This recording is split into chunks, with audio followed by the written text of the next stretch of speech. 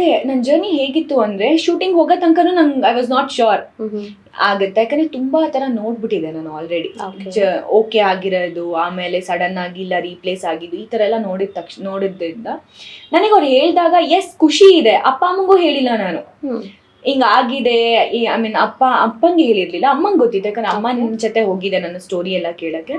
ಮನೇಲಿ ಯಾರಿಗೂ ಹೇಳಿಲ್ಲ, ನಮ್ಮ ಚಿಕ್ಕಮ್ಮಂಗೆ ಯಾರಿಗೂ ಹೇಳಿರ್ಲಿಲ್ಲ. ಶೂಟಿಂಗ್ ದಿನ ಹೇಳಿದ್ದು ಈ ತರ ಆಗಿದೆ, ಪೂಜೆ ಎಲ್ಲ ಆಯ್ತು, ಮುಹೂರ್ತ ಆಯ್ತು. ಅವಾಗ ನಾನು ಹೇಳ್ದೆ ಅಪ್ಪಂಗೆ ಓಕೆ ಆಗಿದೆ, ನಾನು ಹೋಗ್ತಾ ಇದ್ದೀನಿ ಅನ್ಕೊಂಡು.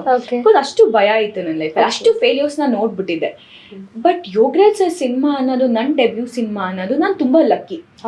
ಸಿ ಇಂಡಸ್ಟ್ರಿಗೆ ಗೊತ್ತೇ ಇಲ್ದಿದ್ದ ಹುಡುಗಿ ಬಂದು ಇಷ್ಟೆಲ್ಲ ನಾನೇನು ಕಷ್ಟಪಟ್ಟಿದ್ದೀನಿ ನನಗೆ ಗೊತ್ತಿರತ್ತೆ. ಬಟ್ ಲಾಂಚ್ ನಾನು ಡೆಬ್ಯೂ ಫಿಲ್ಮ್ ಯೋಗರಾಜ್ ಸರ್ ಜೊತೆ ಲಾಂಚ್ ಆಗ್ತಿದ್ದೀನಿ ಅನ್ನೋ ನನಗೆ ಸಿಕ್ಕಾಪಟ್ಟೆ ಖುಷಿ ಆಯಿತು.